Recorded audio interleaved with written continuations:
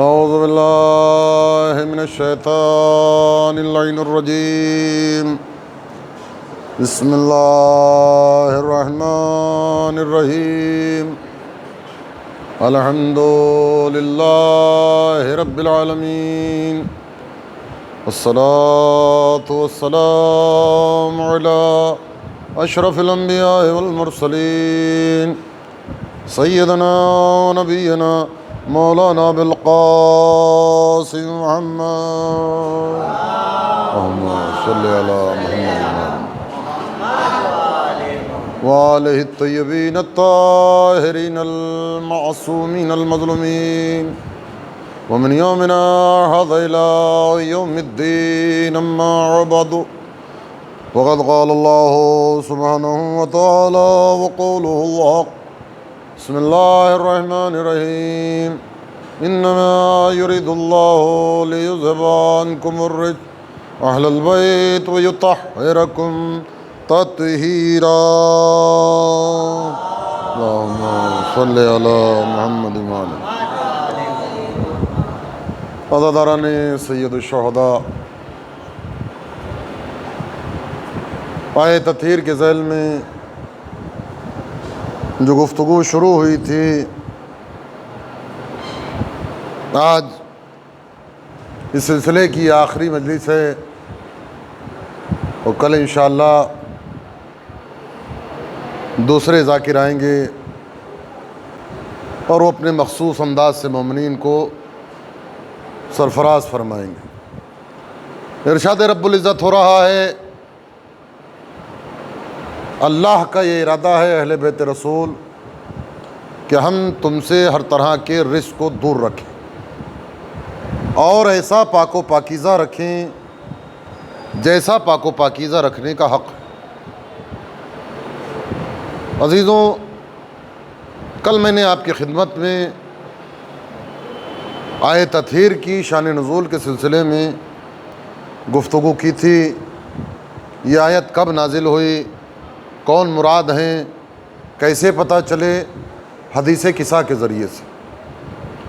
حدیث قصہ جسے ہم مسلسل پڑھتے ہیں اور اس پر مسلسل ہم اپنے ہر کام میں جب کوئی کام شروع کرتے ہیں ہم حدیث قصہ کو فراموش نہیں کرتے۔ عزیزوں، بس یہیں سے بات کو شروع کرنا چاہتا ہوں کہ اہل بیت رسول چادر میں جمع ہو گئے۔ رسول کے پاس امام حسن، امام حسین، مولائے کائنات اور شہزادی کونین جب چادر میں آ گئے، اب اللہ نے فرشتوں سے مخاطب ہو کر کہا، اعلموا یا ملائکتی وسکان السماواتی انی ما خلقت سماء مبنیۃ ولا ارضا مدحیۃ ولا قمرا منیرا ولا شمسا مضیۃ ولا فلکا یدور۔ اے میرے آسمان کے رہنے والے فرشتوں، تمہیں علم بھی ہے کہ میں نے نہ آسمان کو پیدا کیا، نہ زمین کا فرش بچھایا، نہ دریاؤں کو پیدا کیا، نہ اس کے اندر جو کشتیاں جاری ہیں ان کو پیدا کیا، لیکن جو کچھ پیدا کیا ہے وہ ان کے صدقے میں پیدا کیا ہے جو زیر قصہ ہیں۔ اللہ نے جو کچھ پیدا کیا ہے وہ آل محمد علیہ الصلوۃ والسلام کے صدقے میں پیدا کیا ہے۔ ایک صلوات بھیجیے بر محمد والے محمد۔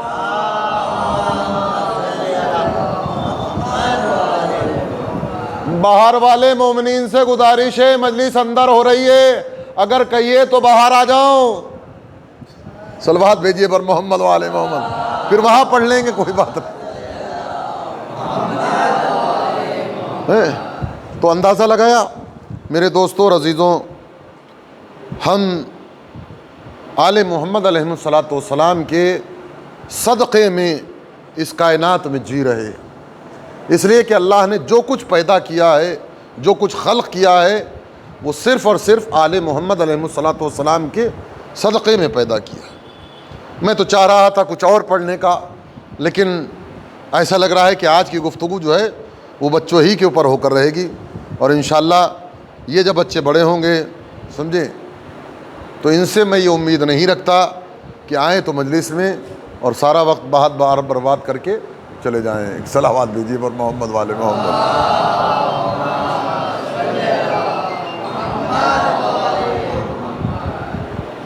عزیزوں، مجلس اعضاء، اس میں شرکت کا بڑا ثواب ہے. ہم مسلسل کہتے ہیں کہ جیے جو اگلے برس ہم ہیں اور یہ غم پھر ہے، اور جو چل بسے تو یہ اپنا سلام آخر ہے. کتنے لوگ ایسے تھے جو کل مجلس میں تھے اور آج نہیں ہیں. کتنے ایسے ہوں گے کہ کل ہوگا لیکن مجلس نہیں ہوگی، وہ مجلس میں شرکت نہیں کر سکتے. لہٰذا جب کبھی بھی موقع ملے، جب کبھی بھی ہمیں یہ توفیق ملے، ہم اس سے فائدہ اٹھائیں. اس لیے کہ مجلس امام حسین علیہ السلام بی بی زینب سلام اللہ علیہا کی تمنا ہے. بی بی نے حسرت کی ہے، شہزادی کونین کی تمنا ہے کہ سوال کیا، اے میرے بابا، جب حسین بے جرم و قطع قتل کر دیا جائے گا، کیا آپ ہوں گے، علی ہوں گے، میں ہوں گی، حسن ہوں گے؟ رسول منع کرتے رہے تو شہزادی نے ایک سوال کر لیا، بابا پھر میرے حسین پر روئے گا کون؟ اللہ اکبر. شہزادی کونین کے اس جملے پر رسول نے کہا، اللہ نے ایک قوم کو پیدا کیا ہے کہ جس کے جوان حسین کے جوانوں کا ماتم کرے، جس کے بزرگ، جس کے بچے حسین کے بزرگوں اور بچوں کا ماتم کریں، جس کی عورتیں حسین کی عورتوں کا ماتم کریں. ساری دنیا کے اندر ذکر حسین بلند ہے. ساری دنیا میں کیا تم نے نہیں دیکھا کہ پاکستان کے اندر علماء نے یہ حکم دیا پوری ملت کو کہ کوئی بھی 40 کے دن اپنے گھر پر نہیں رکے؟ کتنے بڑے بڑے جلوس تھے، کتنے لوگوں نے شرکت کی. لیکن میرے دوستو، یہ دین، یہ کربلا، یہ فرش اعضاء ہم تک ایسے ہی نہیں پہنچا. اس کے لیے بڑی قربانیاں دینا پڑیں. اور بس یہیں سے بات کو شروع کرنا چاہتا ہوں، انشاءاللہ لطف آئے گا. عزیزوں، دربار یزید ہے،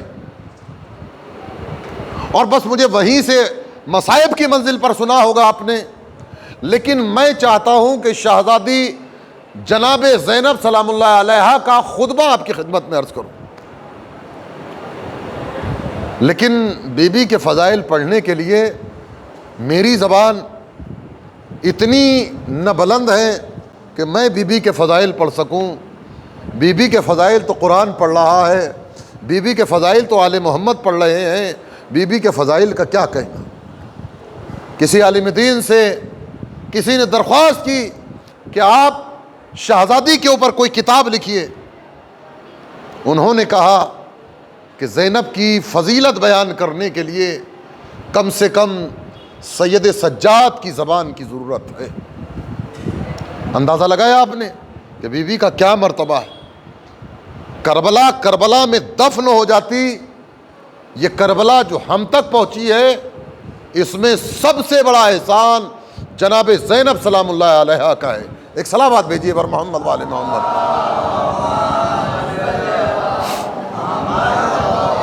کیا منزلت ہے شہزادی کی. عزیزوں، بی بی دربار شام ہے. دنیا کے مختلف صوبوں سے آئے ہوئے سفیر بیٹھے ہوئے ہیں. دنیا کے گوشے گوشے سے یزید نے اپنی فتح کا جشن منانے کا پورا انتظام کیا ہے. لیکن میں اس گفتگو کو دو عظیم شخصیتوں کے جملوں سے ملانا چاہتا ہوں. ایک جس کو ثانی حیدر کرار کہتے ہیں، دوسرے وہ کہ جس کو ساری دنیا ثانی زہرا کہتی ہے. دونوں کے جملوں کو میں ملانا چاہتا ہوں. یزید کا بھرا ہوا دربار. یزید کے دربار میں مختلف ممالک سے لوگ آ کر بیٹھے ہوئے. ادھر اہل حرم علیہ الصلوۃ والسلام کو یزید کے دربار میں پیش کیا گیا. یہ اسیر کھڑے ہوئے. اچانک ان لوگوں میں سے سفیر روم کا رہنے والا ہے وہ یزید سے سوال کرتا ہے کہ یزید یہ کون لوگ ہیں؟ یزید ملعون کہتا ہے کہ ایک انسان نے میرے خلاف بغاوت کی تھی، میں نے اسے قتل کر دیا، یہ اس کے گھر والے ہیں. علی کی بیٹی کو جلال آ گیا. وہ کہہ رہا تھا نا کہ میں نے قتل کر دیا اور یہ اس کے گھر والے ہیں، اس نے میرے خلاف خروج کیا تھا نا. جناب زینب سلام اللہ علیہا اللہ کی حمد و ثنا کرتی ہے. یزید کا اتنا کہنے کے بعد بی بی نے کہا او کذاب ابن کذاب، جھوٹے کے بیٹے جھوٹے. اور سفیر روم سے مخاطب ہو کر کہتی ہیں کہ تجھے کیا معلوم، یہ کیا بتائے گا ہم کون ہیں؟ اگر تجھے ہمیں جاننا ہے ہم سے پوچھ کہ ہم کون ہیں. ہم وہ ہیں کہ جس میں اللہ نے ہمارے خاندان کے اندر نبوت کو چنا، امامت ہمارے خاندان میں ہے.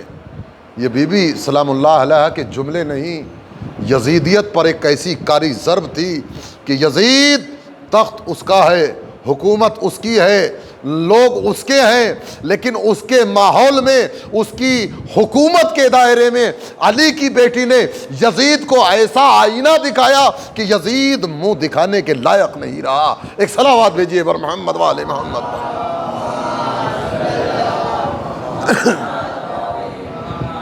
جناب زینب سلام اللہ علیہا اس سے کیا پوچھتا ہے کہ ہم کون ہیں؟ ہم سے پوچھ، ہم بتائیں گے. قرآن ہمارے گھر میں نازل ہوا. ہم سے پوچھ، ہم بتائیں گے. قرآن کی تفسیر و تعویل ہم ہیں. حیدر کرار میرے بابا کا نام ہے، احمد مختار میرے نانا ہے. شہزادی سلام اللہ علیہ کے جملوں کو تو سنے انسان، یزید کے منہ پر کیسی کاری ضرب ہے. لیکن بی بی جو ہیں اپنے کلام کو اور آگے لے کر جاتی ہیں. ایک ایک رخ پر وہ جو ہے وہ بی بی نے روشنی ڈالی ہے. مجھے تو صرف ایک جملہ جو ہے وہ شہزادی کا اس جگہ پر لا کر کوٹ کرنا ہے اور مجھے جو ہے وہ دوسری جگہ سے ملانا ہے. شہزادی نے قرآن مجید کی ایک آیت پڑھی، کافر ہرگز یہ گمان نہ کریں، کافر ہرگز یہ گمان نہ کریں کہ انہیں مہلت ملی ہوئی ہے. یہ جو ان کو چھوٹ ملی ہوئی ہے اللہ نے ان کی رسی کو ڈھیلا چھوڑ دیا ہے تاکہ گناہ کریں اور اللہ سخت سے سخت عذاب دے. بالکل آسانی سے سن لیا آپ نے. کس کا دربار ہے؟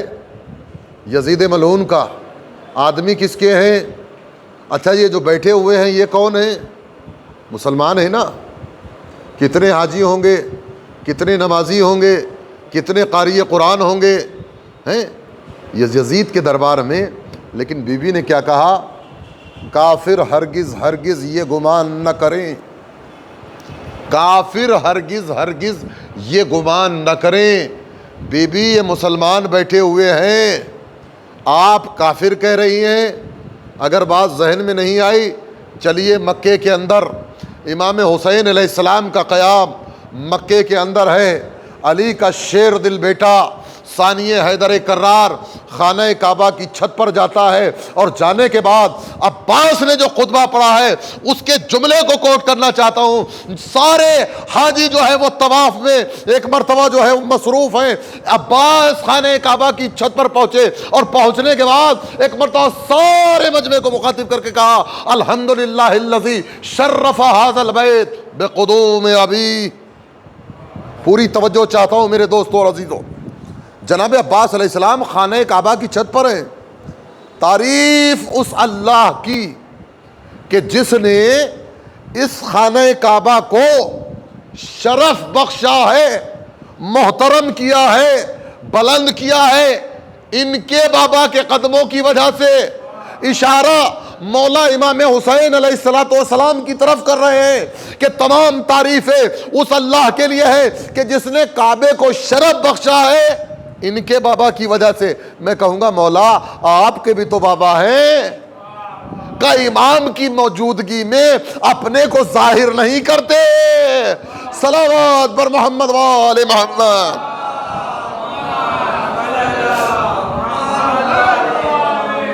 الحمدللہ الذی شرف ھذا البیت بقدوم ابی۔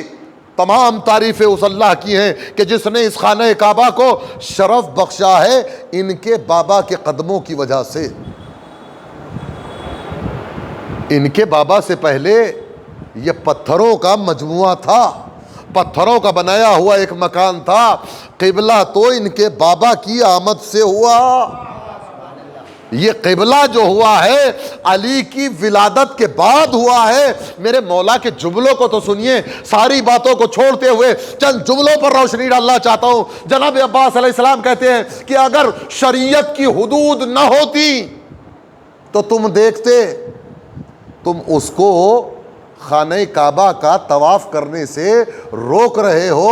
اگر شریعت کی حدود نہ ہوتی تو تم دیکھتے کہ خانہ کعبہ میرے مولا حسین کا طواف کر رہا ہوتا۔ یہ کون کہہ رہا ہے؟ یہ ثانی حیدر کرار کہہ رہے ہیں۔ یہ شریعت کی حدود ہے کہ میرا مولا، اور تم حسین کا راستہ روکنا چاہتے ہو۔ اب عزیزو جو جملہ کہا ہے میرے مولا نے، وہ جملہ آپ کی خدمت میں عرض کروں۔ مخاطب کیا؟ یا ایھا الکفرۃ الفجرہ، اے کافروں، اے فاجروں۔ خاموش بیٹھ رہو، صلوات بھیجیے پر محمد والے محمد پر۔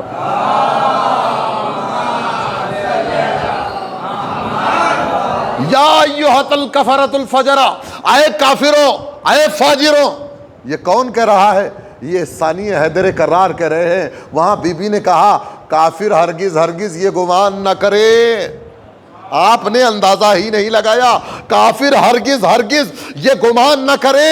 یہاں مولا عباس علیہ السلام کہہ رہے ہیں اے کافروں، اے فاجروں۔ وہاں تو بات یقینی نہیں ہے کہ کتنے حاجی ہوں گے، کتنے نمازی ہوں گے۔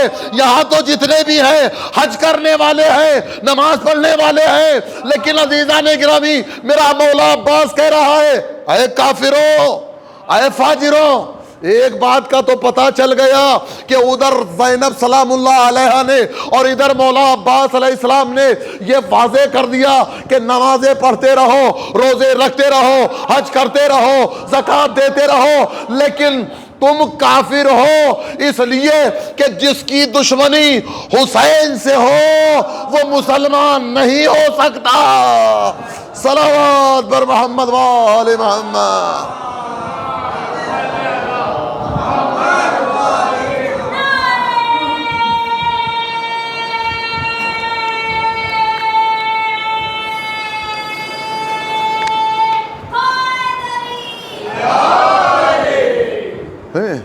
جس کی دشمنی حسین سے ہو وہ مسلمان نہیں ہو سکتا۔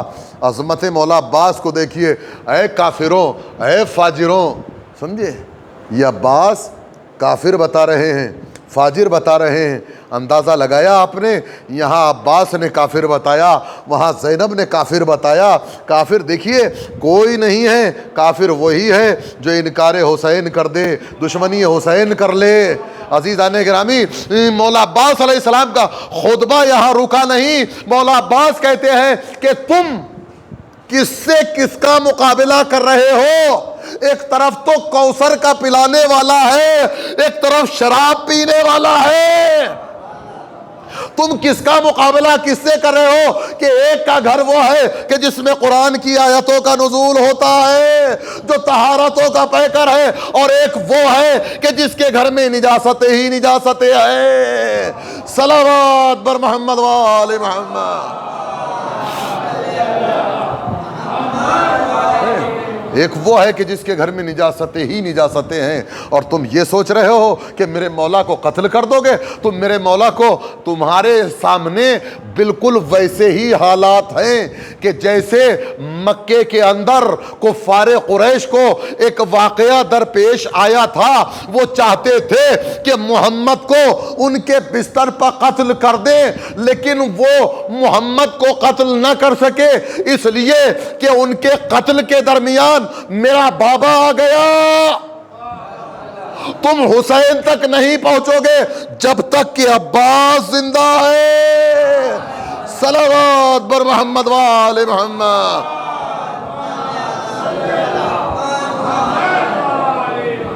تم ہرگز حسین تک نہیں پہنچ سکتے، اس لیے کہ وہاں علی ابن ابی طالب رسول کی حفاظت کے لیے موجود تھے، یہاں حسین کی حفاظت کے لیے عباس موجود ہے۔ میرے دوستو اور عزیزو، اندازہ لگایا کہ ان کے علم کی کیا کیفیت ہے، ان کا علم جو ہے وہ کس بلندی کے اوپر ہے۔ شہزادی جناب زینب سلام اللہ علیہا یزید کو آئینہ دکھا رہی ہیں، تو تیری اوقات کیا ہے؟ عزیزوں، طلقاء کا لفظ استعمال کیا ہے، طلقاء بچوں کی سمجھ میں نہیں آئے گا۔ آسان کروں، جب شوہر و زوجہ میں نا اتفاقی ہوتی ہے تو آخری نوبت کو کیا کہتے ہیں؟ طلاق۔ بچے بڑے ہوشیار، طلاق، اس کے بعد معاملہ ختم۔ طلاق کا مطلب کیا ہے؟ چھوڑ دیا، کوئی لینا دینا نہیں، کوئی واسطہ نہیں، کوئی مطلب نہیں۔ طلقاء وہیں سے ہے یہ۔ آپ کو معلوم ہے ان کو طلقاء کیوں کہا جاتا ہے؟ جب فتح مکہ ہوئی ان لوگوں نے مجبوری میں لا الہ الا اللہ کہا، رسول نے ان لوگوں کو، مولا علی نے جو خط بھی لکھا ہے یبن الطلقاء کہہ کر لکھا ہے، نہج البلاغہ کو پڑھیے، یبن الطلقاء، ہمارے چھوڑے ہوئے غلام۔ عزیزان گرامی، وہ چاہتا تھا کہ اپنی سرداری کو بیان کرے، لیکن جناب زینب سلام اللہ علیہ نے کہا کہ میں وہ ہوں کہ جس کا نانا رسولوں کا سردار ہے، جس کا باپ وصیوں کا سردار ہے، جس کے بھائی جنت کے سردار ہیں، جس کی ماں عورتوں کی سردار ہے، جس کا بھائی شہیدوں کا سردار ہے۔ ہم سے کیا پوچھتا، اس سے کیا پوچھتا ہے؟ ہم سے پوچھ، ہم جو ہیں وہ سرداروں کی اولاد ہیں، اور یہ غلام زادہ ہے۔ صلوات بر محمد وآل محمد۔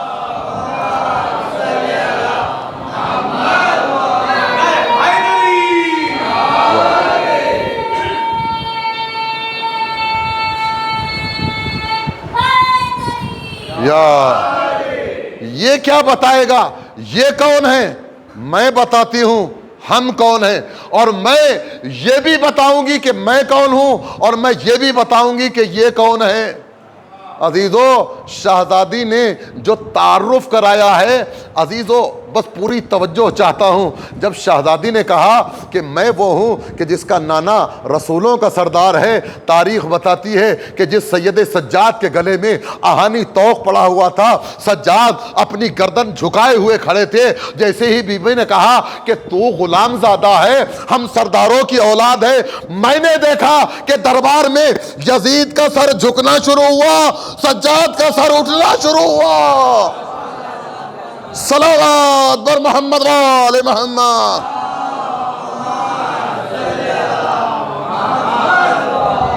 سمجھے؟ آج بڑی مشکل ہے۔ کل میں نے کہا تھا نا کہ حدیث کسا کے مقابلے پر دعائے کمیل کو لے کر آ رہے ہیں۔ بھیا یہ ٹکرانے والی چیزیں نہیں ہیں، دعائے کمیل بھی اور حدیث کسا بھی، دونوں کو پڑھیے، پھر دیکھیے کہ ان کے کیا کمالات ہیں۔ سمجھے؟ فرق بتا دیا نا میں نے آپ کو کہ دعائے کمیل وہ ہے کہ جس میں اہل بیت اطہار نے اللہ کی تعریف کی ہے، حدیث کسا وہ ہے کہ جس میں اللہ نے اہل بیت کی تعریف کی۔ آپ یہ نہ سوچئے کہ ہمیں کیا پڑھنا ہے، آپ کو جس وقت جس چیز کا موقع مل جائے آپ اس کو پڑھیے۔ لیکن میرے دوستو اور عزیزو، جب مقابلے میں کوئی چیز لائی جاتی ہے تو اب ہمیں دیکھنا ہے کہ یہ جو لانے والی چیز ہے یہ کس وجہ سے لائی جا رہی ہے۔ ہم نے دیکھا کہ جناب سکینہ سلام اللہ علیہ کی شہادت کے بعد، یعنی اگر یہ دیکھا جائے تو آل محمد کے شام پہنچنے کے بعد لوگوں کو جب یہ پتا چلا کہ یہ آنے والے قیدی جو ہیں کس خاندان سے تعلق رکھتے ہیں، تو لوگوں میں ذکر حسین شروع ہو گیا، لوگ جستجو میں لگ گئے، مسجدوں میں بعد نماز ہر مسجد میں ذکر حسین ہو رہا ہے، ذکر حسین ہو رہا ہے، ذکر حسین ہو رہا ہے۔ یہ خبر یزید ملعون کو پتہ چلی، پوری توجہ چاہتا ہوں میرے دوستوں اور عزیزوں، جب یزید کو پتہ چلا تو یزید نے قرآن کو پاروں میں تقسیم کیا، جیسے ہی کوئی نماز پڑھ کر نمٹے، نماز ختم ہونے سے پہلے اس کے مصلے پر قرآن رکھ دینا تاکہ وہ قرآن پڑھنے میں مصروف ہو جائے۔ اب سمجھے ہی نہیں، یہ قرآن کیوں پڑھایا جا رہا ہے؟ تاکہ ذکر حسین نہ ہو۔ کبھی کبھی ایسا بھی ہوتا ہے کہ قرآن کو ذکر آل محمد کے مقابل پر لایا جاتا ہے، لانے والے کو دیکھ لینا، لانے والے کو دیکھ لینا۔ اور قرآن کی اہمیت آپ ذرا حدیثوں کو اٹھا کر دیکھیے، ہماری نہیں تمام علماء اہل سنت جو ہے وہ قرآن کے بارے میں کتنی فضیلتیں بیان کرتے ہیں، قرآن کا کتنا ثواب ہے، قرآن کا ایک حرف کا کتنا ثواب ہے، بسم اللہ کہنے کا ثواب کیا ہے، ختم قرآن کا کیا ثواب ہے۔ لیکن عزیزوں کچھ دو چار باتیں آپ کی خدمت میں عرض کر دوں کہ وہ بندہ جو قرآن مجید کو یاد کر کے کسی کو سناتا ہے، پڑھتا ہے، اس کے بارے میں ایک حدیث ہے، وہ بندہ جو قرآن حفظ کر کے پڑھتا ہے، اللہ اس کی 7 پشتوں کو بخش دیتا ہے۔ کتنی پشتوں کو؟ 7 پشت۔ جانتے ہیں آپ کہاں کو بولتے ہیں؟ بیک۔ بیک کا مطلب بھی سمجھ گئے ہوں گے، بیک آگے کو نہیں کہا جاتا، 7 پشتوں کو بخشے گا، پیچھے والی، آگے والی نہیں۔ آگے والے کی بات ہوتا تو اس کی نسل میں 7 کو بخشے گا۔ یہاں جو ہے کہ جو قرآن حفظ کر کے پڑھے اللہ اس کی 7 پشتوں کو بخشے گا، یعنی اس کا باپ جنت میں جائے گا، اس کا دادا جنت میں جائے گا، اس کے دادا کا دادا جنت میں جائے گا، 7 پشتیں جنت میں جائیں گی۔ ابھی بھی یہیں بیٹھے ہوئے ہو، ابھی بھی یہیں سن رہے ہو، جو قرآن کو حفظ کرے، قرآن کی تلاوت کرے، اس کی 7 پشتیں بخشی جائیں گی۔ اس کا باپ، اس کا دادا، اس کے باپ کا دادا اور اس کا دادا، یعنی 7 پشتیں وہ ہیں کہ جس کو اللہ قرآن حفظ کرنے والے کے طفیل بخش دے گا۔ 7 پشتوں کو، مجھے اس سے بحث نہیں کس نے قرآن حفظ کیا، لیکن 7 پشتوں کو بخشوا لیا۔ اور مسلمانوں کی سمجھ میں یہ آتا ہے کہ حافظ قرآن 7 پشتوں کو بخشوا لیتا ہے، میں اس باپ کی عظمت کو کیوں نہ سلام کروں کہ جس کا بیٹا آغوش رسالت میں آیا تو توریت بھی پڑھ رہا ہے، زبور بھی پڑھ رہا ہے، انجیل بھی پڑھ رہا ہے، قرآن بھی پڑھ رہا ہے۔ صلوات بر محمد وآل محمد۔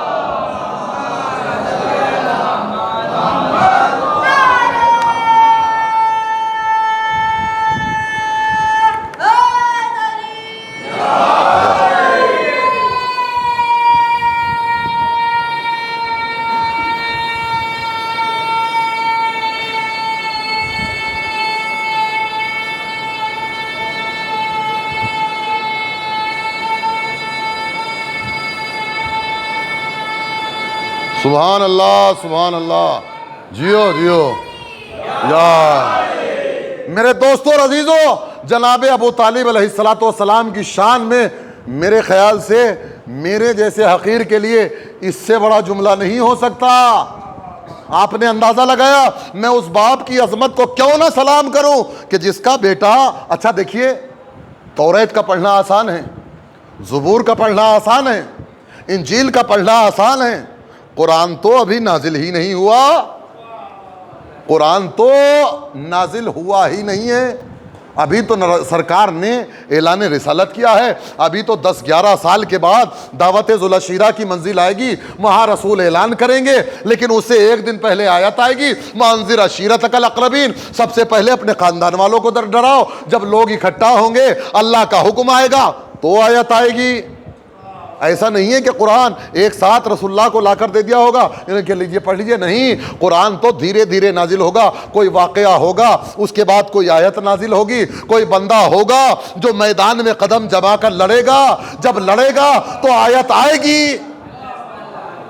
کوئی بندہ ہوگا جو کسی کے بستر پر سوئے گا، ابھی سویا نہیں ہے، سوئے گا تو آیت نازل ہوگی۔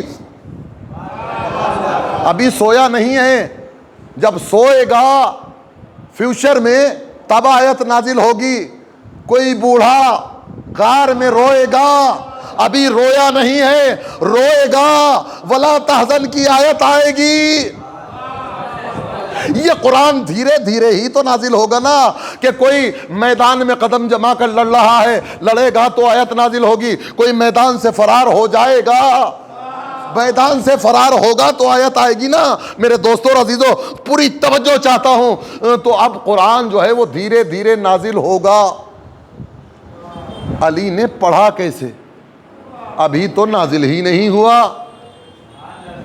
ابھی تو نازل ہی نہیں ہوا، ابھی تو اس نے نہیں پڑھا جس پر نازل ہونے والا ہے۔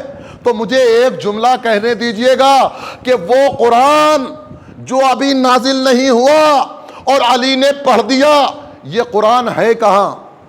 جب آپ علماء سے پوچھئے تو ہر عالم یہی کہے گا کہ یہ قرآن مشیت پروردگار میں ہے، یہ قرآن مشیت پروردگار میں ہے۔ علی کی بصیرت کو دیکھیے کہ علی سامنے نہیں دیکھ رہا، مشیت پروردگار کو دیکھ رہا ہے، قرآن پڑھ رہا ہے۔ صلوات بھیجیے نابر محمد و آل محمد۔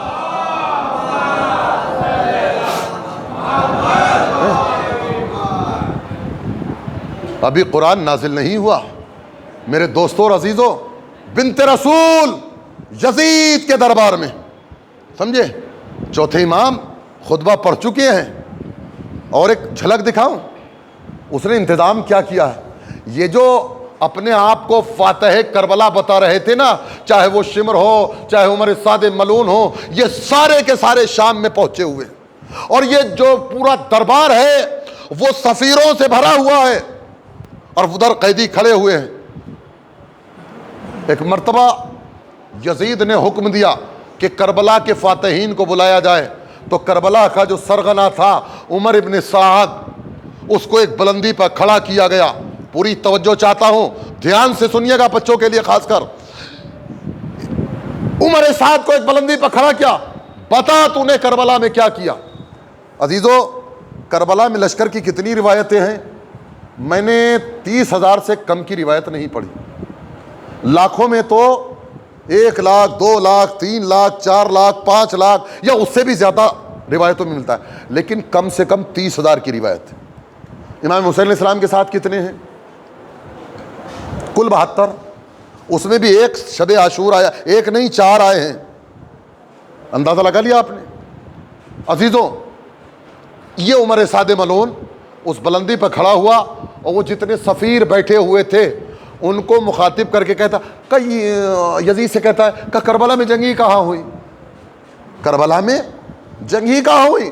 ہم تو ہزاروں کی تعداد میں تھے، حسین تو مختصر تھی تعداد 72 تھے۔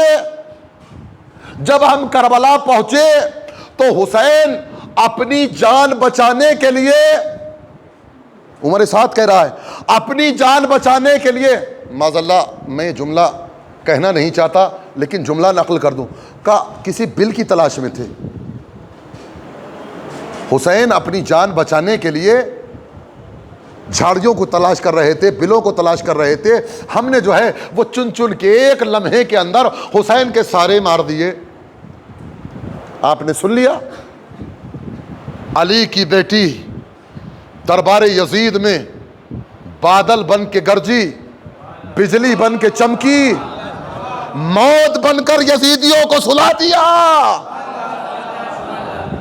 اور قذاب کیا بک رہا ہے، کوفے سے لے کر یہاں تک سارے گھروں میں دیکھ، ہر گھر سے رونے کی صدا آ رہی ہے، کسی کا بیٹا مارا گیا، کسی کا بھائی مارا گیا، کسی کا باپ مارا گیا، کسی کا چچا مارا گیا، اور وہ مارنے والا کوئی اور نہیں، یا میرا اکبر تھا، یا میرا عباس تھا، یا میرے اولو محمد تھے۔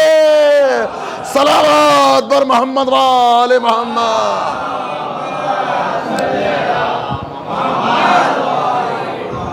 عزیزو، اگر زینب نہ ہوتی تو تاریخ تو وہی لکھی جاتی کہ جو عمر سعد بیان کر رہا تھا، تاریخ تو وہی لکھی جاتی جو یزید بیان کر رہا تھا کہ یہ کچھ باغی تھے، میں نے ختم کر دیا۔ خدا کا شکر ہے کہ زینب سلام اللہ علیہا نے ہمیں حقیقت کو بتایا اور یزیدیت کے چہرے سے نقاب کو اتار دیا۔ صرف حسین نے یزید کو ذلیل نہیں کیا۔ زینب کی اگلا جملہ اور سن لیجیے گا، بی بی اسی دربار میں ہے، او سفیر روم، اس سے کیا پوچھتا ہے، ہم سے پوچھ، ہم بتائیں گے۔ ایسا تعارف نہ آج تک کسی نے اپنے دشمن کا کرایا ہے، نہ شاید قیامت تک کوئی کرائے۔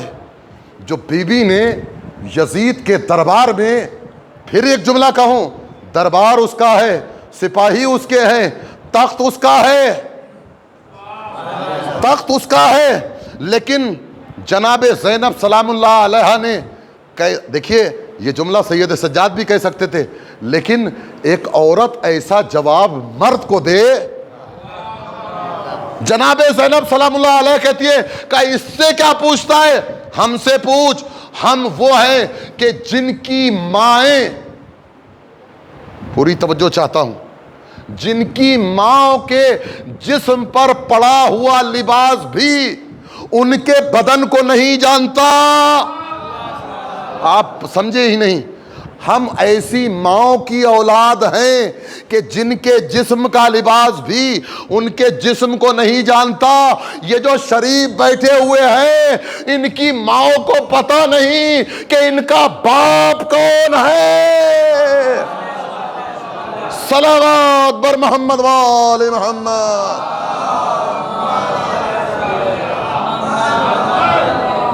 کیسی چہرے پہ کالک پوتی، سر زمین میں گڑ گیا، اٹھانے کی ہمت نہیں ہے، لیکن علی کی بیٹی نے کیسا تعارف کرایا، اپنا بھی تعارف کرایا۔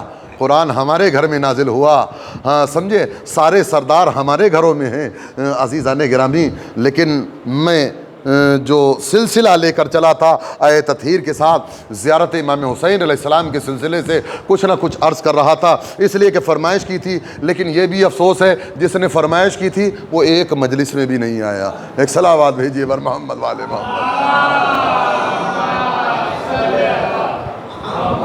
ہاں، لیکن آپ یہ نہ سوچئے وہ جیسی ریکارڈ ہو کے پہنچتی ہے مجلس، صبح ہی سن لیتے، بتاتے ہیں آج یہ پڑھا آج یہ پڑھا، ایسا نہیں ہے کہ وہ نہیں سن رہے۔ محبت کرنے والا بندہ ہے، کسی بیماری کی وجہ سے نہیں آ رہا، اللہ اس کو شفا دے اور اس کو صحت و سلامتی عطا کرے۔ ایک صلوات بھیجیے بر محمد والے محمد۔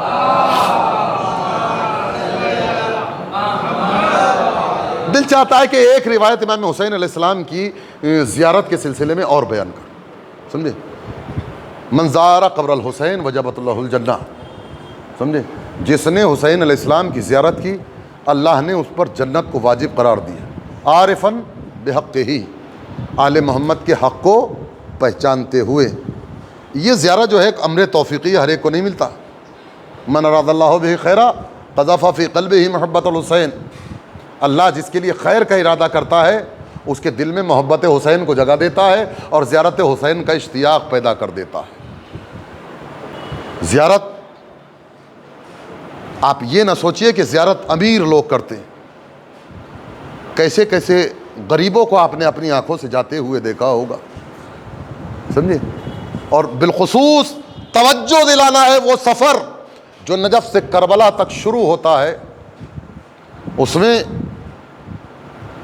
ایک انگریز رائٹر، لیڈیز ہے، پترکار ہے، اس نے 2016 سے کوشش کرنا شروع کی تھی، اربعین کی زیارت پہ آئی 2016 میں پہلے سے کوشش کر رہی تھی.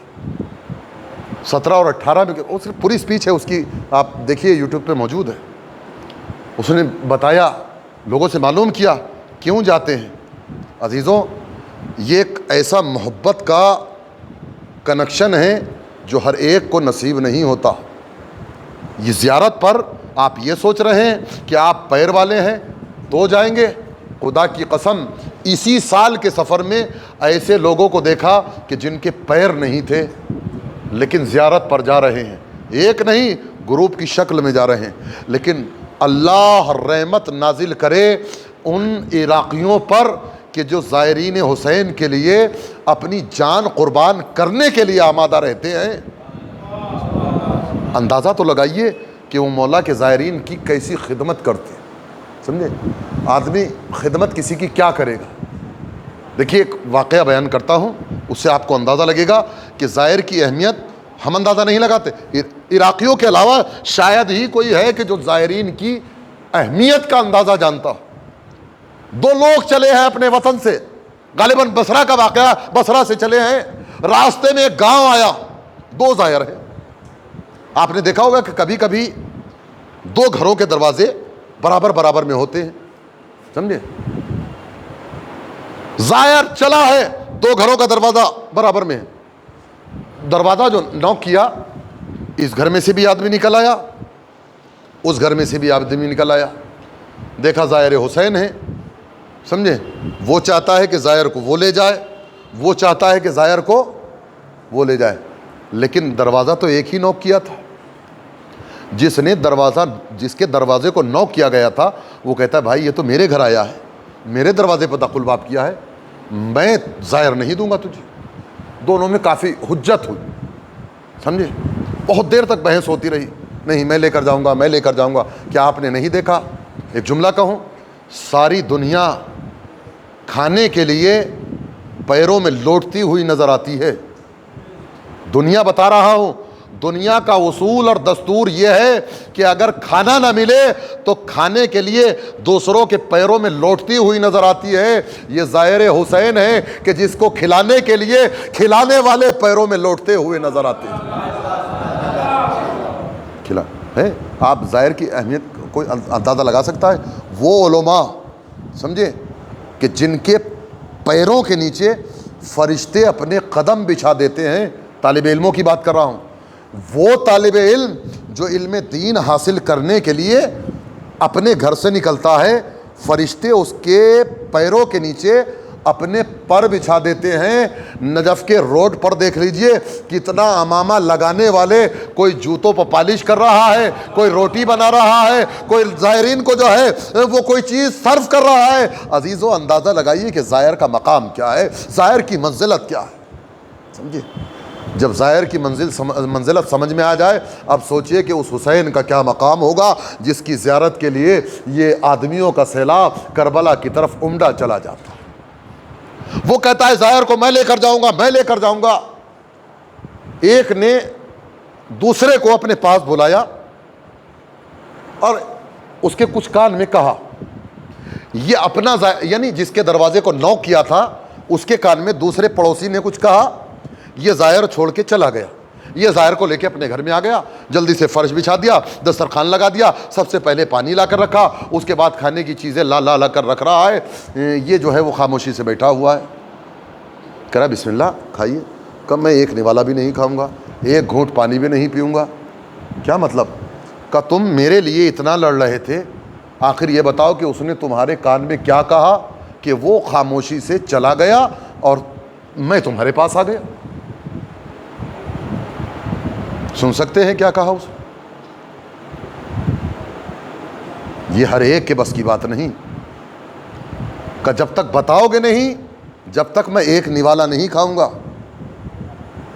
تو میرے مولا کا زائر ہے, تجھے بتاتا ہوں. بتاؤ.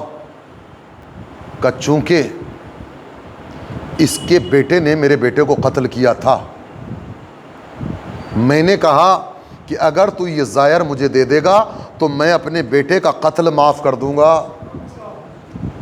نہیں پہنچ پائی بات. جہاں ایک زائر کے لیے اپنے بیٹے کے قتل کو بھلا دے، وہیں سے تو زمین کربلا کا آغاز ہوتا ہے۔ صلوات بھیجیے بر محمد وآل محمد۔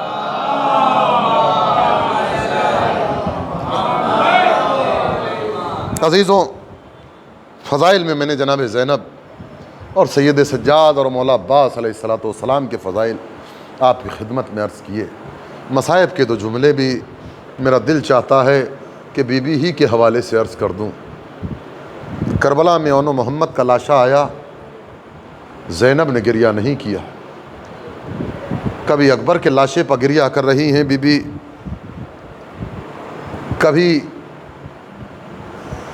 قاسم کی لاش کے ٹکڑوں کو چر رہی ہیں۔ یہ قافلہ کربلا سے کوفہ، کوفہ سے شام، ہر جگہ زینب حسین پر گریہ کر رہی۔ عزیزوں، ابھی چہلم گزرا نا، مصائب میں سنا ہوگا کہ سید سجاد کو یزید نے بلا کر کہا آزاد کر دیا۔ بی بی نے کہا کہ ہمارا سامان لوٹا ہوا واپس کر۔ وہ سر بھی آ گئے۔ ایک ایک بی بی نے اپنے اپنے وارث کے سر کو اپنی اپنی آغوش میں لے لیا، لیکن دو سر ایسے ہی رکھے ہوئے تھے۔ بیویوں کی لٹی ہوئی چادریں آئیں، زینب و ام کلثوم نے سب کی چادروں کو بانٹ دیا، لیکن زینب نے اپنی ماں کی وہ کسا جس کو رسول اوڑھ کر لیٹے تھے، زینب نے اس کسا کو زمین پر بچھا دیا، اور بچھانے کے بعد سید سجاد کو بلایا، اور بلانے کے بعد کہا ہاں میرے لال سجاد اس پر مسند پر بیٹھ جا، میں دیکھ رہی ہوں کہ کربلا سے یہاں تک تجھ کو کسی نے تیرے بابا کا پرسہ نہیں دیا، میرے لال میں تجھے تیرے بابا کا پرسہ پیش کرتی ہوں۔ بہت دیر تک گریہ ہوا۔ اس کے بعد سید سجاد جناب زینب سے کہتے ہیں اے پھوپھی اماں، میں بھی آپ کو آپ کے بھیا کا پرسہ دیتا ہوں، آپ کے اکبر کا پرسہ دیتا ہوں۔ ہاں عزاداران مظلوم کربلا، جب شام کی عورتوں کی نگاہ ان دو چھوٹے چھوٹے سروں پر پڑی، کہتی ہیں کہ کیا ان کی کوئی ماں نہیں ہے؟ زینب تڑپ کر کہتی ہیں ارے ان بدنصیبوں کی ماں زینب زندہ ہے، لیکن زینب کو حسین اتنا پیارا ہے کہ بچوں کو بھلائے ہوئے عزاداران مظلوم کربلا، لو قافلہ پھر کربلا آ گیا۔ زینب قبر حسین سے لپٹی ہوئی ہے۔ ارے کربلا سے مدینہ پہنچ گئے، سید سجاد کے گھر میں قیام ہے، زینب کی زندگی گزر رہی ہے۔ ماتم ہے تو عباس کا، ماتم ہے تو حسین کا، فرش عزا بچھی ہوئی ہے تو حسین کی۔ ایک دن جناب عبداللہ نے سید سجاد سے کہلا کر بھیجا اے امام وقت، اگر مناسب ہو تو اپنی پھوپھی سے کہیے کہ گھر خالی پڑا ہوا ہے، اپنے گھر تشریف لے آئے۔ سید سجاد نے پھوپھی سے کہا، عزاداران مظلوم کربلا، زینب سے سجاد نے کہا پھوپھی اماں عبداللہ آپ کو یاد کر رہے ہیں۔ زینب آج اپنے گھر جا رہی ہے، ایک مرتبہ گھر میں پہنچ گئی، صحن خانہ میں بیٹھی ہوئی ہے۔ عبداللہ جو آئے، اب جو صحن خانہ میں کسی کو بیٹھا ہوا دیکھا، عبداللہ کہتے ہیں اے ضعیفہ جاؤ سید سجاد کے پاس چلی جاؤ، سید سجاد اس وقت غریبوں کی خبر گیری کر رہے ہیں۔ زینب نے سر کو اٹھایا اور اٹھانے کے بعد کہا عبداللہ کیا تم نے بھی ہمیں نہ پہچانا؟ ایک مرتبہ عبداللہ کہتے ہیں اے بنت رسول، عزاداران مظلوم کربلا، بڑے قیامت کے جملے ہیں، خدا آپ کے آنسوؤں کو قبول فرمائے۔ اے بنت رسول، یہ بال سفید کیسے ہو گئے؟ یہ کمر خمیدہ کیسے ہو گئی؟ کہا عبداللہ جس کا عباس مارا گیا، جس کے اکبر کے سینے پر پرچی لگی، جس کو کربلا سے شام تک بے مخنہ و چادر۔ ہاں عزاداران مظلوم کربلا، بہت سارے مصائب ہیں لیکن تمام کر رہا ہوں۔ جناب زینب سلام اللہ علیہا کا اقبال عبداللہ نے کہا بی بی اب جو بچوں کے حجروں میں گئیں، عجب منظر دیکھا، چھوٹے چھوٹے مصلے، چھوٹے چھوٹے بستر۔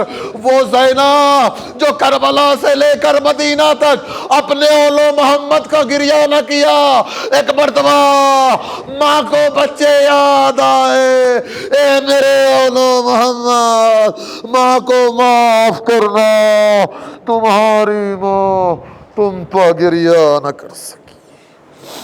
وَسَيَعْلَمُ الَّذِينَ ظَلَمُوا أَيَّ مُنقَلَبٍ يَنقَلِبُونَ الہی بحق الزہرا و ابیہا و بعلہا و بنو۔